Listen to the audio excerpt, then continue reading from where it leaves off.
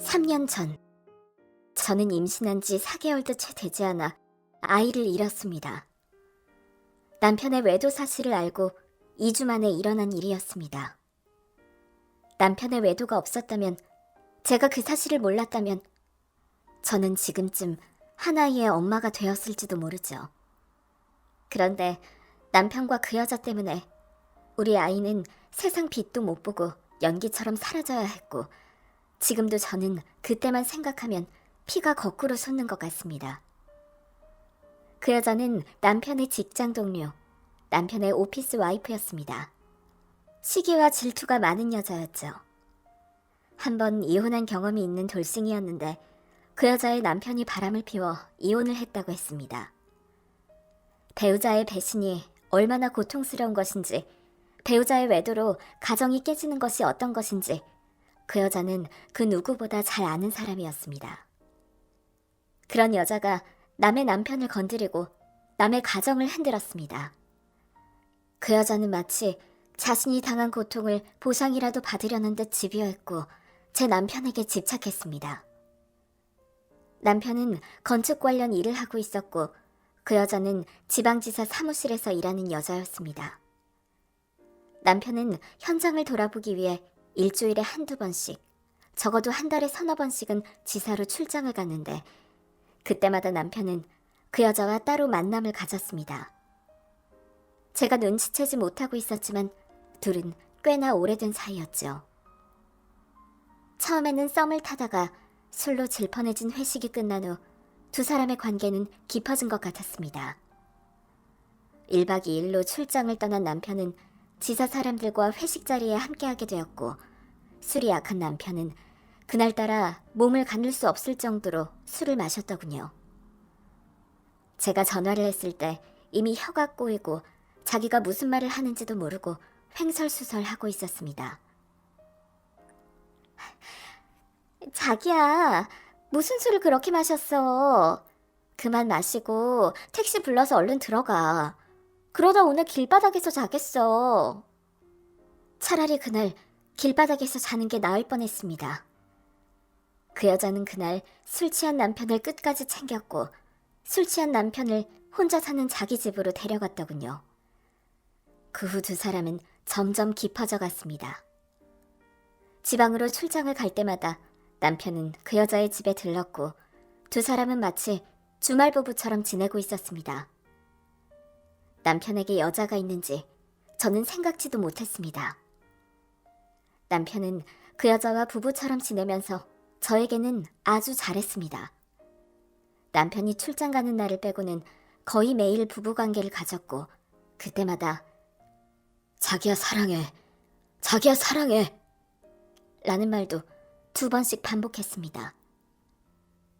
남자는 눈으로 사랑을 하고 여자는 귀로 사랑을 한다고 했던가요? 저는 남편과의 잠자리도 좋았지만 사랑한다는 그 말에 더 황홀했습니다. 그 말을 들을 때마다 저는 우리 자기는 나를 정말 많이 사랑하는구나. 우리 자기는 나밖에 몰라. 절대 다른 여자한테 눈 돌릴 사람이 아니야. 멍청하게 믿고 혼자 평온했던 겁니다. 그래서 더 배신감이 들었고 더 충격적이었습니다. 차라리 바람난 티라도 냈으면, 조금이라도 의심 가는 짓이라도 했으면 그 여자의 폭탄 선언이 핵폭탄급 충격은 아니었을 겁니다. 제 남편과 주말 부부로 지내던 그 여자는 일주일에 한두 번 이 남자를 소유하는 것으로 만족하지 못했습니다. 마치 두 사람 사이에 제가 끼어든 것처럼 생각하더군요. 남편이 출장 간 날 저와 전화통화를 조금 길게 하거나 다정한 말투로 얘기를 하면 그날은 그 여자의 히스테리가 폭발하는 날이었습니다. 집에 가면 며칠 동안 계속 같이 있을 거면서 무슨 통화를 그렇게 오래 해? 나하고 같이 있을 땐 나한테만 집중해주면 안 돼? 나만 바라보고 나만 사랑해주면 안 돼? 내 앞에서 와이프랑 꼭 그렇게 다정하게 얘기해야 해? 그런 당신 모습 옆에서 지켜보고 있으면 내 마음이 얼마나 슬픈지 몰라? 나는 당신만 바라보는데, 나는 당신만 사랑하는데 왜 당신은 나만 사랑하지 못하는 거야? 당신이 나만 바라봤으면 좋겠어. 당신이 나만 사랑했으면 좋겠어. 나만 당신을 가졌으면 좋겠다고. 처음에는 달래줬겠죠. 너만 사랑한다고 저에게 했던 것처럼 사랑한다는 말을 2번씩 속삭여줬겠죠. 그런데 그 여자, 이 남자를 너무 모르고 있더군요. 이 남자는 다가갈수록 뒤로 물러서는 사람이라는 것을. 이 남자는 손에 잡힐 듯 말 듯 하는 사람에게 더 매달리는 사람이라는 것을요. 남편은 그렇게 매달리는 여자한테 질려서 슬슬 발 뺄 준비를 하고 있었을 것이고, 이 여자는 전 남편이 자기를 떠났듯 이 남자도 자기를 떠날까봐 점점 불안했을 겁니다. 그 여자는 우리 둘 사이를 어떻게든 갈라놓으려고 기회를 노리고 있었는데, 둘이 갈라지기는커녕 우리 둘 사이에 아이가 생겨났습니다. 제가 임신한 사실을 알게 되자 그 여자의 불안과 관계는 절정에 달했습니다. 남편과 제가 자고 있을 때 남편 전화기가 울렸습니다. 12시가 넘은 시각, 잠이 들었던 우리 두 사람은 전화 소리에 깼죠. 남편은 전화기를 보더니 밤에 뭐야? 하고는 전화를 받지 않았습니다. 왜? 누군데? 무슨 급한 전화 아니야? 아니야. 잘못 걸려온 거야. 그런데 잠시 후 다시 전화기가 울렸습니다. 전화기에는 분명 지방거래처라는 글자가 보였습니다. 자기야, 거래처에서 전화 온 거야? 무슨 일 있나 봐. 전화 받아봐야 되는 거 아니야? 아니야, 괜찮아. 안 받아도 돼. 이 시간에 전화를 하고. 이상한 사람이네. 남편은 애써 태연한 척 했습니다. 그런데 잠시 후 전화는 또 울렸고 남편은 끝까지 전화를 받지 않았습니다. 뭐 하는 짓이야, 이 밤에? 짜증을 내면서 전화기를 꺼버리더군요. 남편의 전화기가 꺼지자 잠시 후 제 전화기가 울렸습니다. 처음 보는 번호가 떴고 그 번호를 보자 남편은 진짜 이 밤에 뭐 하는 짓이야? 소리를 치면서 전화를 끊어버렸습니다. 그 여자는 집요하게 전화를 했고 저는 전화 그냥 한번 받아보라고 진짜 급한 일이 있어서 전화한 것일 수도 있지 않냐고 했죠. 남편은 저 때문에 전화를 받을 수도 없고 안 받을 수도 없는 상황에 놓였고 전화가 계속 울리자 결국은 전화를 받더군요. 전화기 너머에서는 나른한 여자 목소리가 들려왔습니다. 재은씨, 왜 이렇게 전화를 안 받아? 나 당신이 너무 안고 싶어. 당신 냄새도 맡고 싶고 당신한테 안겨서 잠들고 싶어. 당신 지금 나한테 와주면 안 돼? 아니면 내가 서울로 갈까? 작았지만 그 여자의 소리가 전화기 너머로 선명하게 들려왔습니다. 그 여자의 얘기가 길어지자 남편은 그 여자의 말을 끊으며 네, 내일 다시 전화드릴게요. 자꾸 밤에 전화하시면 화낼 겁니다. 하고는 전화를 끊어버렸습니다. 누구냐고, 뭐 하냐고, 둘이 무슨 사이냐고, 당장 남편 멱살이라도 거머쥐고 싶었지만 저는 아무것도 묻지 않고 아무 말도 하지 않고 조용히 다시 누웠습니다. 제가 아무 소리도 하지 않자 남편은 이 사람 회사에서 이상하다고 소문난 사람이라는 둥, 사람들도 싫어한다는 둥, 묻지도 않은 얘기를 저한테 하더군요. 자자, 피곤하다. 남편의 목소리도 듣기 역겨워 저는 남편의 말을 끊고 자는 척했습니다. 잠은 이미 달아난 지 오래, 머릿속은 복잡했고 속은 울렁거렸습니다. 둘이 얼마나 됐을까? 얼마나 깊을까? 당연히 잠자리는 했겠지. 남편은 어땠을까? 나한테 했던 것처럼 그 여자한테도 사랑한다고 했겠지. 미친놈, 나쁜 놈. 바람을 피우면서 어떻게 나한테 사랑한다고 할 수가 있어? 다 거짓말이었나? 나한테 어떻게 이래?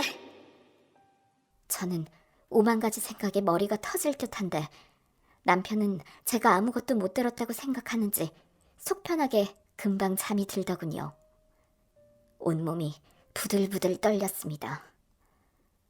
그 여자는 분명 제가 남편과 함께 있는 줄 알면서 연락했고 두 사람의 사이를 알리고 싶어 연락한 것 같았습니다. 질투하고 있었고 남편과 저를 이간질시키고 있었습니다. 하지만 당시에는 아무 생각도 나지 않았습니다. 남편이 다른 여자를 만났다는 것에 치가 떨렸고 다른 여자와 사랑을 나눈 사람이 내 옆에 누워서 잠들어 있다는 것이 소름 끼치고 역겨웠습니다. 저는 그날 밤 한숨도 이루지 못했습니다. 남편을 붙잡고 물어볼까 생각도 들지만 지금까지 나를 속인 사람인데 물어본다고 솔직하게 말할까 싶더군요. 남편의 전화기를 들여다보려고 했지만 남편의 전화기 비밀번호를 알아낼 방법이 없었습니다. 이럴 줄 알았으면 평소에 남편 전화기 비밀번호라도 훔쳐볼 걸 후회가 밀려왔습니다. 우선은 포커페이스를 하며 언젠가 남편의 전화기를 열어봐야지 작심을 했습니다. 그런데 그럴 필요도 없더군요. 그 여자는 아주 친절하게도 저에게 두 사람이 어떤 관계인지 조금씩 드러내 보였습니다. 남편이 지방 출장을 가게 된 날이었죠.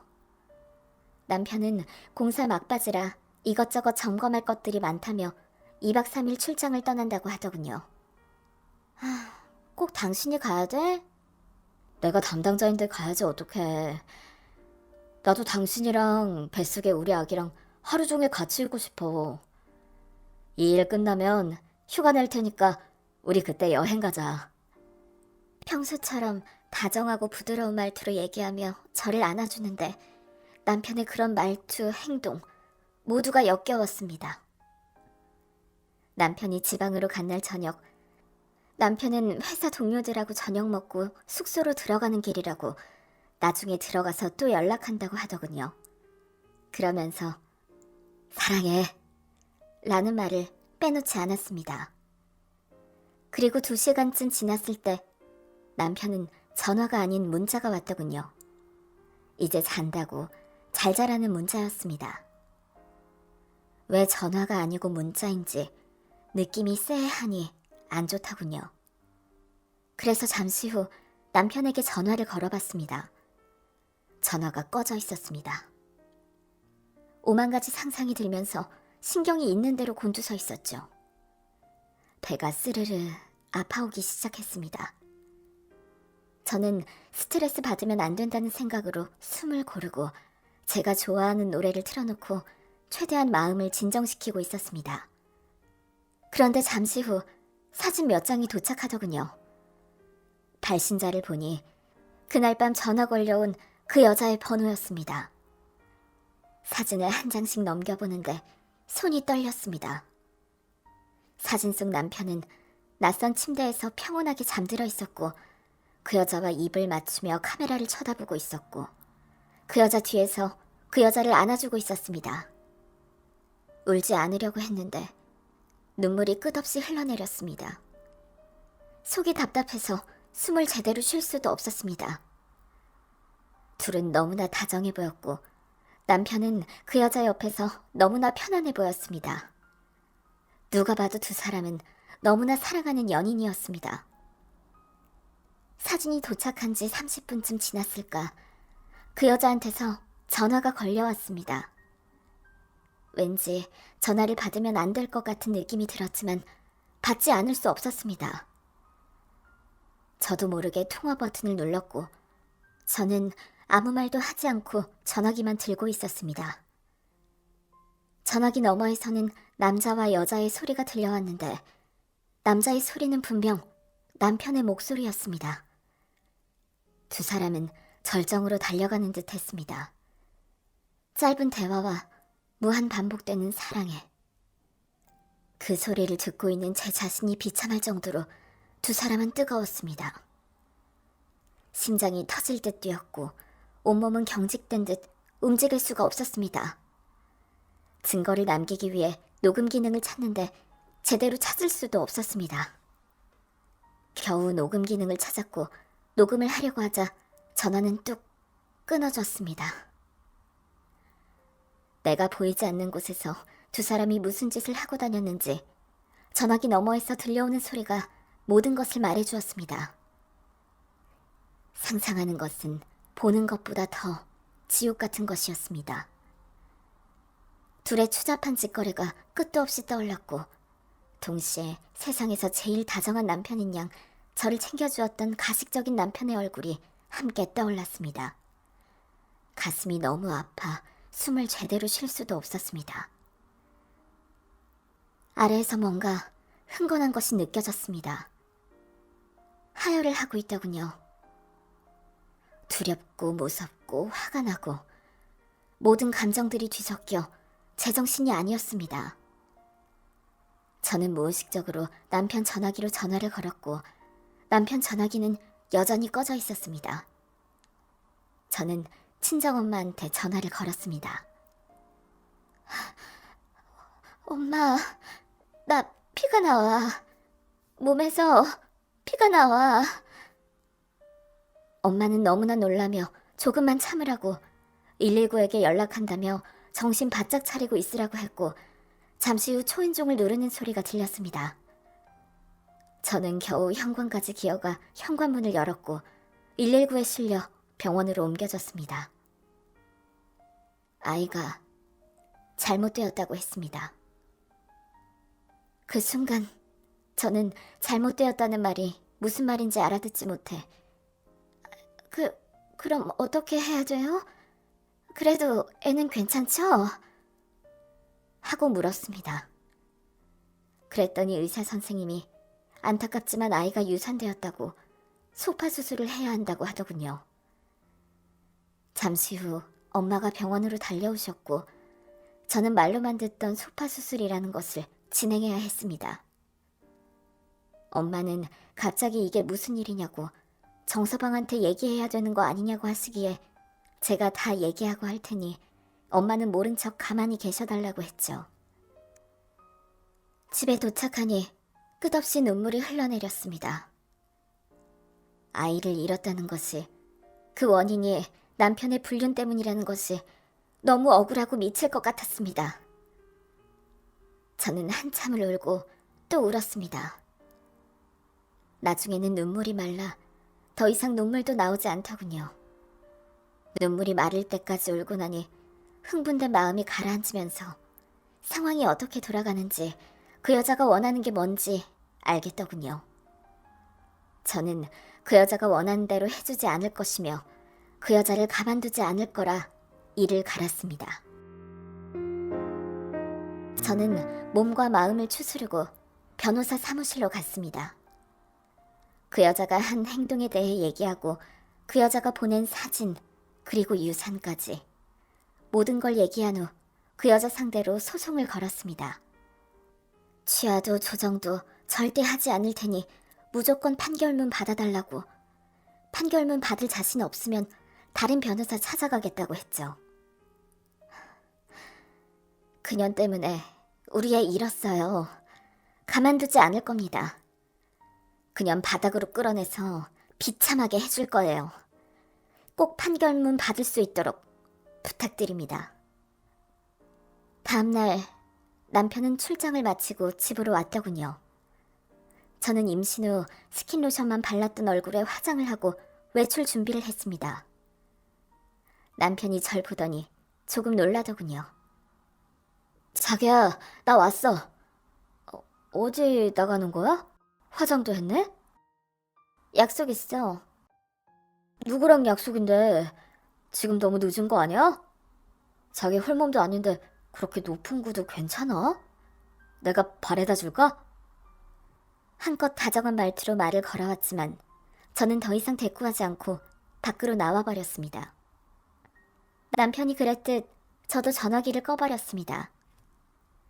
집에서 나온 저는 친구에게 연락했습니다. 그 친구 일찌감치 비혼 선언을 했습니다. 결혼은 미친 짓이라며 절대 결혼은 하지 않겠다고 했던 친구였습니다.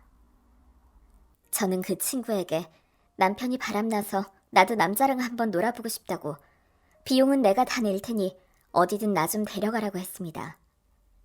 그랬더니 그 친구는 진심이냐며 괜히 갔다가 곤란해지는 거 아니냐고 묻더군요. 그 인간은 회사 지사 있는 여자랑 주말 부부처럼 지냈어. 그런데 나는 안 될 게 뭐 있어?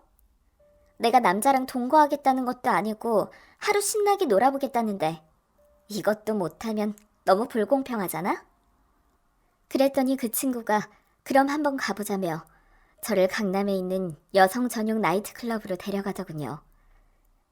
안에 들어서자 눈이 휘둥그레졌습니다. 잘생긴 남자들이 테이블에 앉아 있었고 몇 명은 앞에 나가서 춤을 추고 있는데 저는 그곳이 영화 세트장인 줄 알았습니다. 어쩜 그렇게 하나같이 잘생기고 몸매도 좋은지 다들 모델, 영화 배우들만 모아놓은 것 같았습니다. 우리 집에 바람난 그놈은 여기 갖다 놓으면 완전 굽다만 오징어겠더라고요.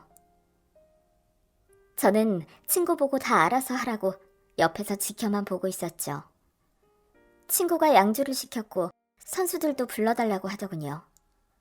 선수들은 그곳에서 일하는 남자 접대부를 말하는 것이었습니다. 잠시 후 선수들이 등장했고 마음에 드는 사람 고르라고 하기에 저는 원빈 스타일의 남자를 고르고 친구는 조지훈 닮은 사람을 고르더군요. 그렇게 잘생긴 남자, 평생 구경하기도 힘든데 내가 고를 수 있다니. 그곳은 신세계였습니다. 연예인 같은 남자가 눈앞에서 꿀 떨어진 눈빛으로 쳐다보며 웃어주고 술 따라주고 애교까지 부려주니 그야말로 구름 위를 걷는 기분이었습니다. 그곳에서 저는 여왕이었고 최고의 대접을 받았습니다. 이래서 여자들이 호스트바에 한 번 빠지면 못 나오는구나 싶더군요. 저는 그곳에서 새벽까지 놀다가 보란듯이 남편 카드로 결제하고 집으로 들어갔습니다. 남편은 새벽까지 잠도 안 자고 저를 기다리고 있더군요. 술에 취해서 들어가니 지금 뭐 하는 거냐고, 임산부가 지금 술 마시고 다니는 거냐고 하더군요. 그리고 당신 카드 결제 뭐야? 혹시 나이트 갔었어? 아닌데? 나이트는 무슨 재미없게. 나 호스트바 갔어. 뭐라고? 호스트바? 지금 제정신이야? 제정신이지 왜? 안 돼? 잘생긴 남자들은 거기 다 있더라. 어쩜 그렇게 하나같이 다 연예인 같니? 몸매에 군살도 하나도 없어. 근육도 장난 아니고 섹시 댄스도 장난 아니야. 나랑 춤추면서 앞에서 웃는데 정말 녹더라. 나 심장 터지는 줄 알았어. 2차 가고 싶었는데 겨우 참았어. 제 말이 끝나기가 무섭게 남편 손이 제 뺨으로 날아오더군요. 미쳤어? 지금 장난해? 남편 말 끝나자마자 저도 있는 힘을 다해서 남편 뺨을 후려쳤습니다. 너야말로 장난해? 너는 되고 나는 안 돼? 나 이제 겨우 하루 놀다 왔어.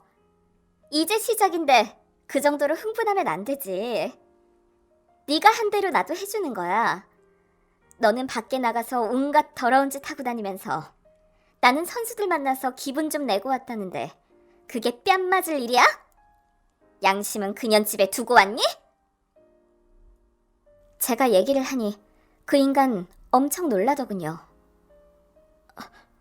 세야, 너 어떻게 알고 있었던 거야? 그 또라이 같은 여자가 얘기 안 했어? 둘이 같이 찍은 사진 보내주면서 내 속에 1차로 불 지르고 둘이 밤에 함께하는 소리 나한테 전화 걸어서 들려줬어. 나 니네 둘이 함께 있는 동안 그 소리 생방송으로 들었어. 사랑한다는 말은 나한테만 하는 줄 알았더니 그 여자 앞에서는 무한 반복하더라. 좋았니? 매일 집밥 먹다가 일주일에 한 번 외식하는 기분이었어? 너도 날 속이고 다른 여자 품었으니 나도 다른 남자 품어야 공평하지. 이제부터 시작이야. 그 잘생긴 남자들이랑 생각만 해도 짜릿해 미치겠어. 그랬더니 남편이 제 앞에서 무릎 꿇고 사정을 하더군요. 세희야, 잘못했어. 미안해. 내가 잘못했어. 그 여자 정리하려고 했어. 이제 안 만나려고 했어. 그래서 그 여자가 그랬나 봐. 미안해. 다 내 잘못이야. 내가 평생 너만 바라보고 살게. 제발 그러지 마.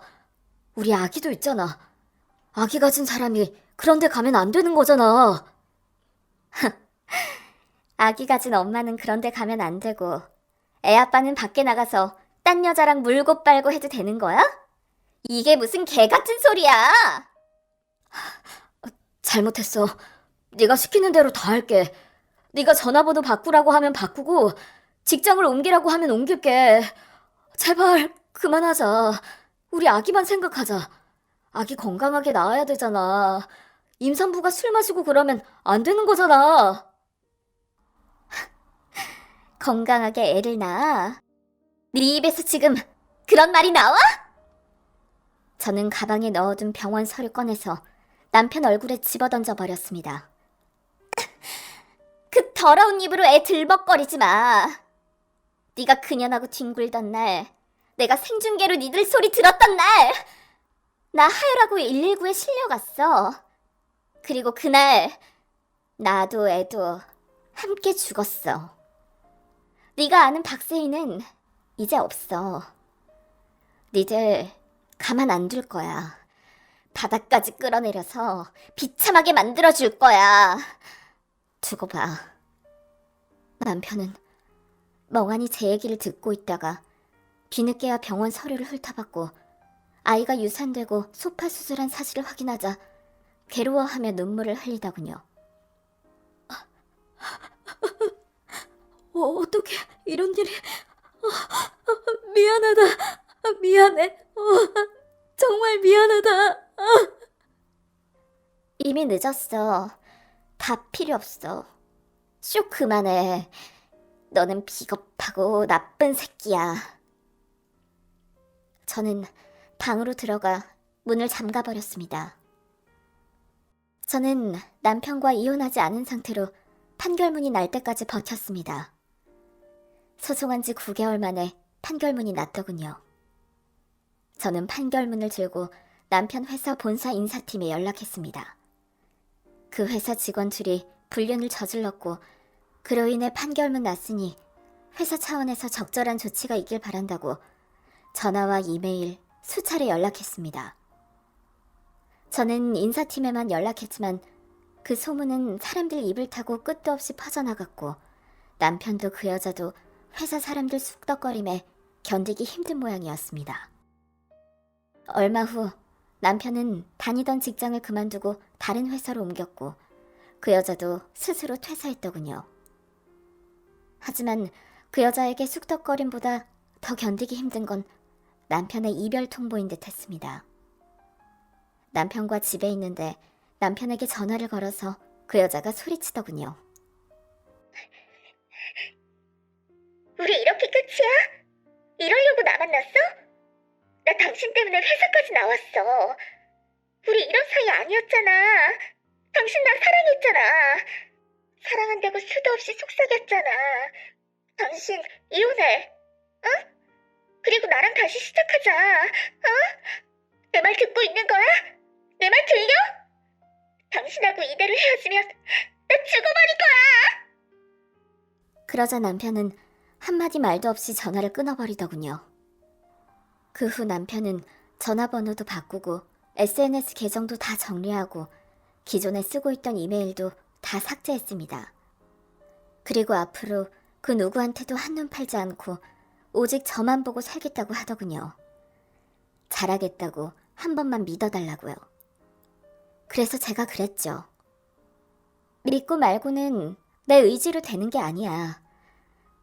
나는 너 때문에 애를 잃었고 나는 돌이킬 수 없는 상처를 받았어.